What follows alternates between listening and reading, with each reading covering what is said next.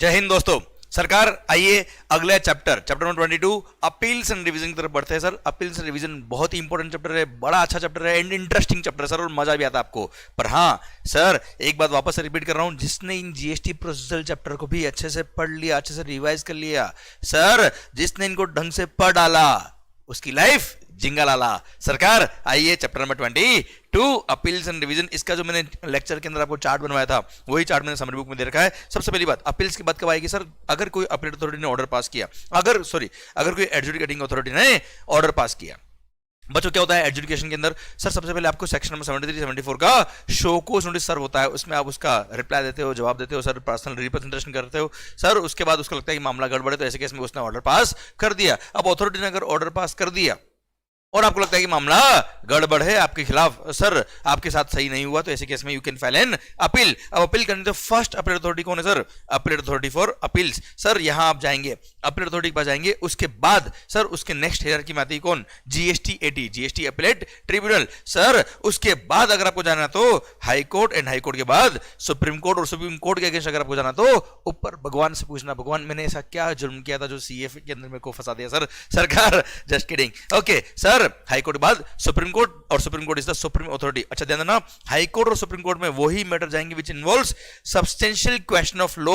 It means question of fact अगर हुआ तो GST is the final fact finding authority. Clear? Question of fact अगर है तो जीएसटी ने जो ऑर्डर पास कर दिया वो फाइनल है, उसके अगेंस्ट अपील फाइल नहीं होगी। ओके अब सर एडजुडिकेटिंग अथॉरिटी ने जो ऑर्डर पास किया उसके अगेंस्ट आप जा सकते हो कहां? अपील अथॉरिटी के पास। अब अपील अथॉरिटी में भी एक हिरार्की दे रखी सर, देखिए ध्यान से, अपील अथॉरिटी को डिफाइन किया हुआ सर। अगर ऑर्डर जो पास किया वो सुप्रीटेंडेंट या एसीडीसी ने, असिस्टेंट कमिश्नर, डिप्टी कमिश्नर ने ऑर्डर पास किया है, तो sir in officer not below the rank of joint commissioner of appeal के पास आपकी अपील जाएगी। पर अगर ऑर्डर पास किया किसने? जॉइंट कमिश्नर या एडिशनल कमिश्नर ने, तो ऐसे केस में अपील जाएगी कहां? कमिश्नर ऑफ अपील के पास। और हां, कमिश्नर ऑफ अपील हो या जॉइंट कमिश्नर ऑफ अपील्स हो, ये दोनों ही कौन है? Appeal authority. इसके अगेंस्ट अगर आपको जाना है तो डायरेक्ट क्या जाएंगे? जीएसटी के पास जाएंगे बच्चों आप। अरे क्लियर, डन। भले अपील फाइल कर, अपील का ऑर्डर पास किया कमिश्नर ऑफ अपील ने, या अपील का ऑर्डर पास किया किसने? जॉइंट कमिश्नर ऑफ अपील ने। दोनों के केस में अपील अगर आपको करनी है या डिपार्टमेंट करनी है, कहां जाएंगे? जीएसटी के पास जाएंगे बच्चे।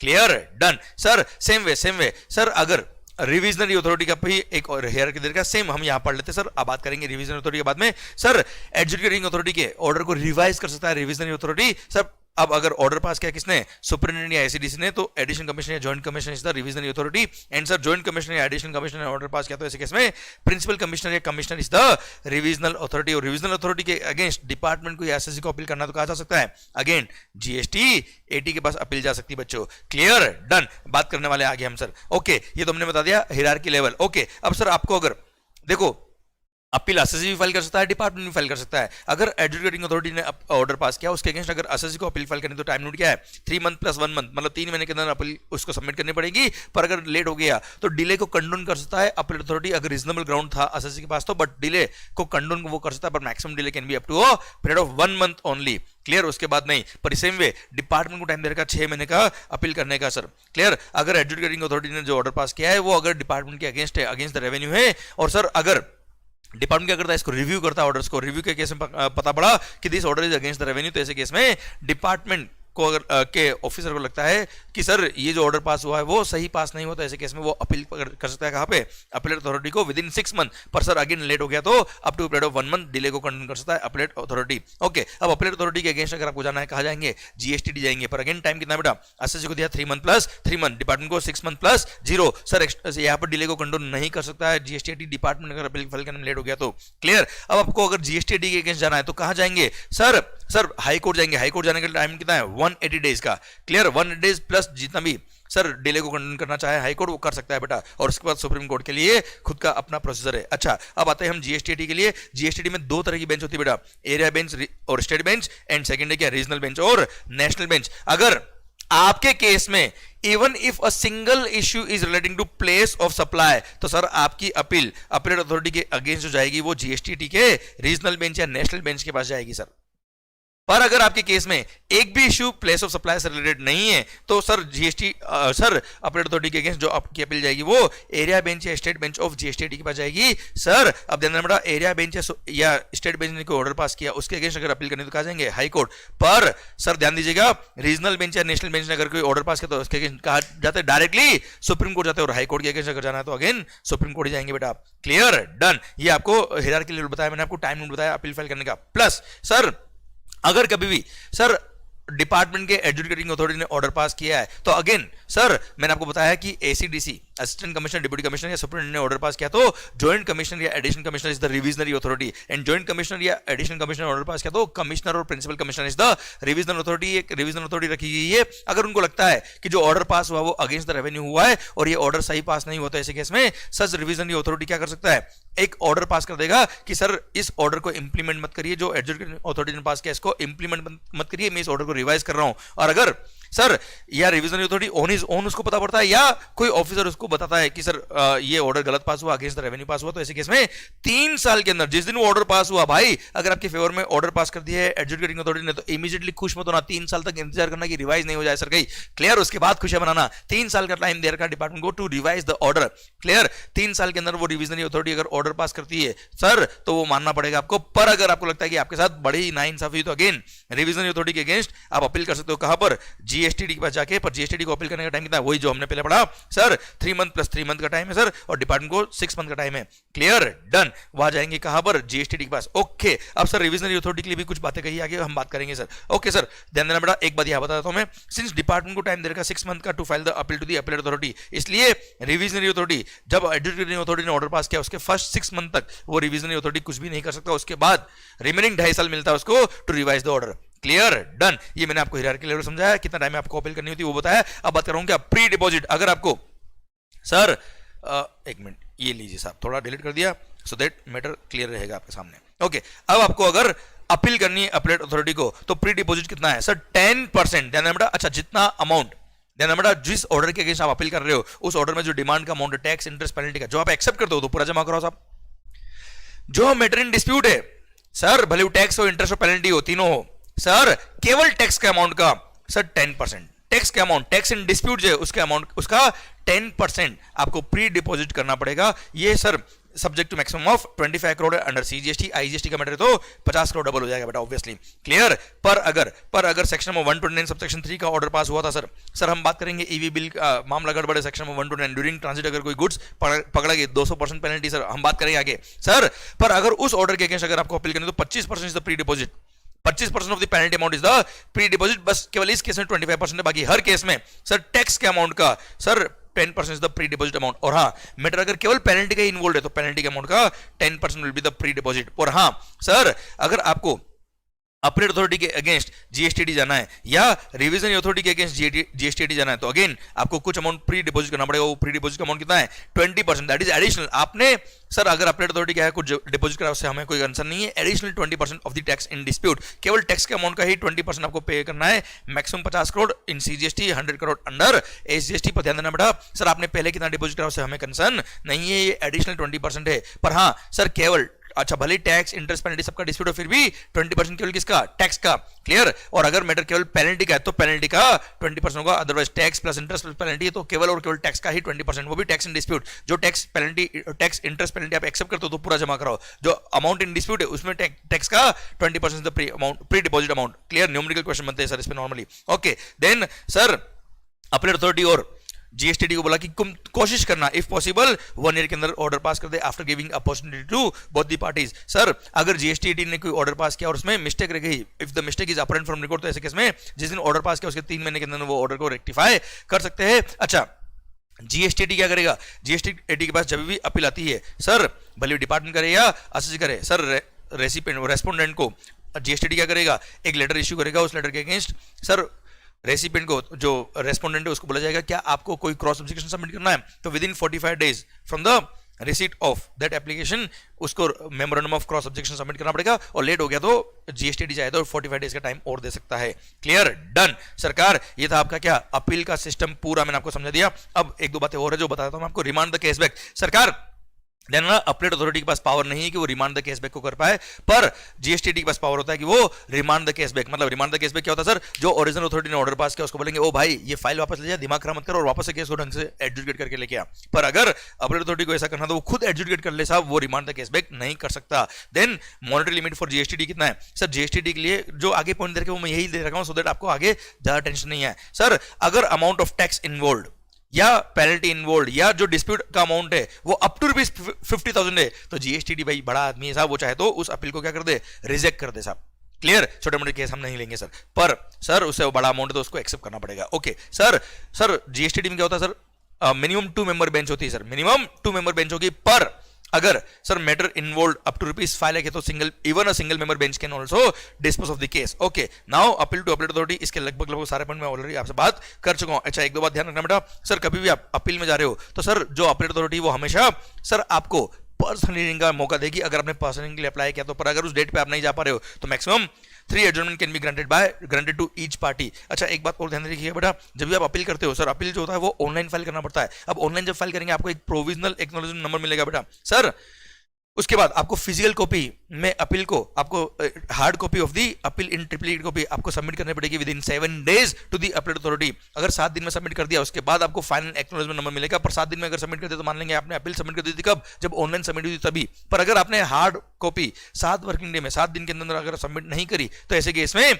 जब हार्ड कॉपी सबमिट करेंगे तब माना जाएगा कि अपील आपने सबमिट करी। वो जो टाइम नोट देंगे ना अपील फाइल करने उसमें बहुत रिलेवेंट होता है बेटा ये। ओके सर बेटा सर अपील अथॉरिटी में allow additional grounds if omission was not wilful. Sir अगर कोई ग्राउंड ऑफ अपील आपको एडिशनल करना ऐड करना है तो आपको अपील अथॉरिटी अलाउ कर देगा if it was not wilful. Okay sir ये बातें बाकी मैं ऑलरेडी कर चुका हूं। नाउ रिविजनल अथॉरिटी के बारे में हमने बात कर ली थी सर कि कौन कौन सी अथॉरिटी रिविजनल अथॉरिटी होगी, अपॉइंटमेंट में बात कर चुका हूं। अब रिविजनल अथॉरिटी सर कौन कौन से ऑर्डर को रिवाइज नहीं कर सकती है sir, authority for revisional authority can not revise the following order. First sir order subject matter to appeal, अगर कोई मैटर ऑलरेडी अपील में चला गया भाई साहब, अब उस पर sir revisional authority obviously revision नहीं करेगा क्योंकि अपील अथॉरिटी उसका काम कर रहा है बेटा, भले वो अपील अथॉरिटी हो, जीएसटीडी हो, हाई कोर्ट हो, सुप्रीम कोर्ट हो। पर अगर कोई मैटर कोई केस था जिसमें 6 इशू थे, 6 में से 4 इशू पे अपील हुई है, 2 इशू पे अपील नहीं हुई है, तो 2 मैटर जो थे जिसपे अपील नहीं हुई उनके लिए वो रिविजनल अथॉरिटी के पास पावर है कि वो चाहे तो रिवाइज कर सकता है। बट वो रिवाइज कब करेगा सर, सर जिस दिन वो अपील के अंदर ऑर्डर जो गया था वो डिस्पोज हुआ वहां से 1 ईयर,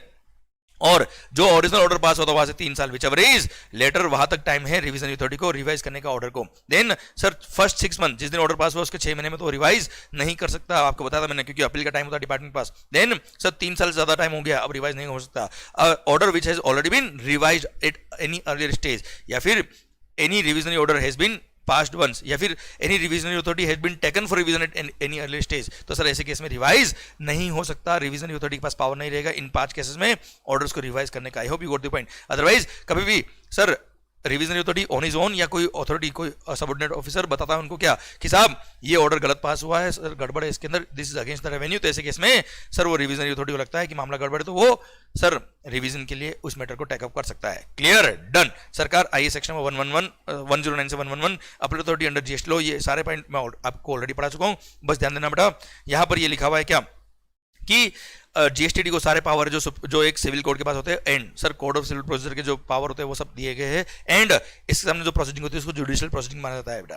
क्लियर सर, सेक्शन 112 बोलता है अपील टू अपीलेट ट्रिब्यूनल, इसके बारे में मैं ऑलरेडी बात कर चुका हूँ। जैसे 50,000 रुपए से कम का अमाउंट है वो रिजेक्ट कर सकते हैं सर, 3 महीने के अंदर आपको अपील करनी पड़ती है, 45 डेज के अंदर, याद है एमओसी हो बेटा, अरे हाँ है ना भाई। अच्छा प्री डिपोजिट का अमाउंट मैं ऑलरेडी बता चुका हूँ आपको बेटा। Clear, done. यहाँ पे फाइलिंग फीस दे रखी, कोई खास बात नहीं है, फॉर्म दे रखे सर, फॉर्म इतने याद करने की जरूरत नहीं होती सर। आइए sir production of additional evidence, sir ध्यान देना बेटा, अगर कोई एविडेंस आपने लोअर अथॉरिटी लेवल पर सबमिट नहीं किए, आप क्या अपीलेट अथॉरिटी या जीएसटीडी पे उसको सबमिट कर सकते हो। तो सर अगर कभी भी लोअर अथॉरिटी लेवल पर आपने एविडेंस सबमिट नहीं किए तो एडिशनल एविडेंस कभी भी अपीलेट अथॉरिटी या जीएसटीडी कभी भी एक्सेप्ट नहीं कर सकता, एक्सेप्ट ये 4 एक्सेप्शनल केस में। ये 4 एक्सेप्शनल केस अगर आपने प्रूव कर दिए तो आपके केस में वो एडिशनल एविडेंस अथॉरिटी एक्सेप्ट कर लेगा, अदरवाइज कभी नहीं। फर्स्ट सर आपको रीजनेबल अपॉर्चुनिटी बिंग हर्ड दी नहीं गई थी सर। सेकंड सर आपको रीजनेबल अपॉर्चुनिटी बिंग हर्ड दी थी, आपने एविडेंस सबमिट भी किए पर उसने एविडेंस एक्सेप्ट करने से मना कर दिया। नेक्स्ट सर आपसे एविडेंस डॉक्यूमेंट मंगाए थे पर आप नहीं दे पाए due to reasons beyond your own control, आपने सफिशिएंट कोज प्रूव कर दिया। सर नेक्स्ट सर कोई भी ग्राउंड ऑफ अपील से रिलेवेंट आप एविडेंस सबमिट करने वाले थे पर due to sufficient cause beyond your own control आप सबमिट नहीं कर पाए। ये चार में से कोई भी केस आपने प्रूव कर दिया तो ऐसे केस में हायर अथॉरिटी आपके एडिशनल एविडेंस एक्सेप्ट कर सकती है। पर अगर उसने एक्सेप्ट कर लिया तो सबसे पहले वो एडजुडिकेटिंग अथॉरिटी जिसने ऑर्डर पास किया था वो एडिशनल एविडेंस उसको दिए जाएंगे और उसको बोलेंगे तेरे को इसके अगेंस्ट कुछ कहना तो बोल दे भाई। क्लियर? अच्छा हमने एविडेंस क्यों एक्सेप्ट किया ये मत पूछना, एक्सेप्ट कर लिया अब तेरे को इसके अगेंस्ट कुछ कहना तो बोल। Clear? To rebut the evidence वो लोअर अथॉरिटी को सर डॉक्यूमेंट्री एविडेंस दिए जाएंगे जो एडिशनली एक्सेप्ट किए हायर अथॉरिटी ने। Okay now orders of the appellate authority appellate tribunal. Sir मैं ऑलरेडी बात कर चुका हूं, एक साल के अंदर कोशिश करना ऑर्डर पास कर दे, मैक्सिमम 3 अर्जेंट मिलेंगे, रिमांड द केस का पावर है इनके पास। क्लियर? डन। अच्छा अपीलेट अथॉरिटी हो या जीएसटी हो जब भी ऑर्डर पास करते हैं एक समरी ऑर्डर भी पास होता है सर जिसके अंदर क्लियरली लिखा होता है इतना अमाउंट हम आपसे मांगते हैं sir. Okay sir interest on refund amount paid for admission of appeal. Sir जो प्री डिपॉजिट का अमाउंट था अगर आप केस जीत गए तो वो अमाउंट आपको रिफंड दिया जाएगा अलॉन्ग विद इंटरेस्ट। जिस दिन आपने प्री डिपॉजिट किया था वहां से लेके जब आपको रिफंड मिलेगा तब तक का interest 6% per annum simple interest number of days के आपसे मिलेगा अगर आप केस जीतते हो तो बेटा। अपीयरेंस बाय ऑथराइज्ड रिप्रेजेंटेटिव, आपका ऑथराइज्ड रिप्रेजेंटेटिव कौन कौन हो सकता है? रिलेटिव और regular employee, practising advocate, then practising CA CMA और company secretary, then a retired government officer who had worked for not less than 2 years in a post not lower than rank of group B gazetted officer, then GST practitioner, then sir ध्यान दें बेटा यहाँ पे लिखा हुआ है क्या अगर कोई गवर्नमेंट ऑफिसर रिटायर होता है तो उसके लिए रेस्ट्रिक्शन दे रखी है। Any person who is retired और resign after serving more than 2 years in indirect tax department of the government of India or any state government as a gazetted officer shall not be entitled to appear as authorized representative for a period of 1 year after the date of his retirement. उसके retirement या resignation के 1 साल तक वो AR नहीं बन सकता क्योंकि उसका इन्फ्लुएंस होता है डिपार्टमेंट के अंदर। सर देन एनी पर्सन जो डिस्क्वालिफाइड पर्सन वो कौन कौन है? Any person who has been dismissed और रिमूव्ड फ्रॉम गवर्नमेंट सर्विस और any person who is convicted of an offence under CGST, SGST, IGST, UDGST और एनी एग्जिस्टिंग लॉ मतलब VAT, excise, service tax. Sir a person who is found guilty of misconduct by the prescribed authority, a person who became insolvent during the period of insolvency वो कभी भी AR नहीं बन सकता। these are disqualified person who cannot be authorized representative। माहौल सरकार appeal to high court already बात कर चुका हूं sir. Substantial question of law हुआ तो ही जाएगा सर, वो भी स्टेट बेंच या एरिया बेंच का ऑर्डर है तो उसके अगेंस्ट जाएगा। कहां पर? हाई कोर्ट में 180 दिन का टाइम दे रखा सर। मिनिमम 2 मेंबर की मिनिमम 2 जजेस की बेंच होगी सर। और अगर कभी भी मैटर पर इक्वल सर जैसे एक जज ये कह रहा है एक जज ये कह रहा है तो एक और जज नया इंट्रोड्यूस करके मेजोरिटी हिसाब से डिसीजन दिया जाता है sir. Okay sir appeal to supreme court. Sir high court अगर डिफाइन करता है कि ये क्वेश्चन ऑफ लॉ है और it is fit for supreme court तो ऐसे केस में सुप्रीम कोर्ट को अपील हो सकती है अगर हाई कोर्ट ने जो ऑर्डर पास किया उसके अगेंस्ट अगर अपील करनी है तो। Clear? Sir regional court regional bench ने अगर ऑर्डर पास किया तो भी डायरेक्ट अपील जाती है कहां पर? सुप्रीम कोर्ट को। Okay then sums due to be paid not with appeal etcetera. यहाँ पे सेक्शन 119 कहता है हाई कोर्ट और सुप्रीम कोर्ट को अगर आप अपील करो। देखो प्री डिपॉजिट के सेक्शन पढ़े थे हमने सर, वो पढ़े थे हमने अपीलेट अथॉरिटी और जीएसटी के लिए सर। वहां पर जो 10% या 20% जो भी अमाउंट दे रखा है वो प्री डिपॉजिट करो, रिमेनिंग अमाउंट आपका ऑटोमेटिक स्टे हो जाएगा, रिकवरी नहीं होगी। पर यहां बोला है क्या हाई कोर्ट सुप्रीम कोर्ट को अगर आप अपील कर रहे हो तो जो भी ऑर्डर में अमाउंट आपसे रिकवर बुलाता है वो पहले पूरा जमा कराओ उसके बाद आप अपील करो हाई कोर्ट और सुप्रीम कोर्ट को। हमें कोई दिक्कत नहीं है ये सेक्शन ये कहता है। पर हाँ प्रैक्टिकली बता रहा हूं हाई कोर्ट सुप्रीम कोर्ट के पास पावर है कि वो चाहे तो आपको स्टे दे दे sir. Then section 120 appeal not to be filed in certain cases. यहां पर सर सीबीआईसी डिपार्टमेंट को पावर दे रखा है सेक्शन 120 के थ्रू कि वो चाहे तो डिपार्टमेंट को एक मॉनिटरी लिमिट दे सकता है कि सर डिपार्टमेंटल अपील के लिए डिपार्टमेंट को एक मॉनिटरी लिमिट दे सकता है कि इतने अमाउंट से ऊपर हो अमाउंट तो ही सर आप अपील करना, वरना इस मैटर को छोड़ देना। सर 8% ऐसा कोई सर्कुलर ऐसा कोई नोटिफिकेशन ऐसा कोई ऑर्डर पास नहीं किया सीबीआईसी ने अपने डिपार्टमेंटल अपील के लिए। पर हाँ आगे जाके जैसे जैसे केसेस बढ़ेंगे वहां ये पावर दे रखा है और उस अकॉर्डिंग मॉनिटरी लिमिट फिक्स कर सकता है डिपार्टमेंट की अपील के लिए। पर अगर डिपार्टमेंट ने उस मॉनिटरी लिमिट की वजह से अगर अपील फाइल नहीं करी तो ऐसा नहीं माना जाएगा कि डिपार्टमेंट ने मैटर एक्सेप्ट कर लिया। Assessee can not contained that matter was accepted by the department. Department bound था कि सर सीबीआईसी हमारा बॉस है, वो जो कहेगा वो सही है, हम उसकी बात मानेंगे। उसका मतलब ये नहीं है कि सर हमने आपके मैटर को एक्सेप्ट कर लिया है, फ्यूचर में अगर सेम मैटर हुआ अमाउंट बड़ा हुआ तो हम उस पर अपील कर सकते हैं। Sir no bar on department to file appeal in future. अगर अमाउंट बड़ा हो जाता है फ्यूचर में हम सेम मैटर पे अपील कर सकते हैं क्योंकि अभी अपील नहीं करी due to that monetary limit. And commissioner of appeals GST 80 court को बोल दिया क्या, you should have regard to this section, क्योंकि आप ये नहीं बोल सकते पहले आपने इस मैटर पर अपील नहीं करी, अब क्यों कर रहे हो, आपको एक्सेप्ट करना पड़ेगा क्योंकि उस मॉनिटरी लिमिट की वजह से हमने अपील नहीं करी थी पहले। Okay, section 121 sir, non appealable decisions और ऑर्डर। सर ध्यान देना, 3-4 मार्क के एक सिंगल लाइन के क्वेश्चन आया था सर इनके। What are non appealable decisions और order of the commissioner to direct transfer of proceedings from one officer to another officer, you cannot appeal, you cannot file an appeal against such an order कि sir आपने हमारा proceedings एक officer से दूसरे officer को क्यों shift किया, हमने तो उसको ऑलरेडी रिश्वत दे दी थी सर, अब दूसरे को देना पड़ेगा सर।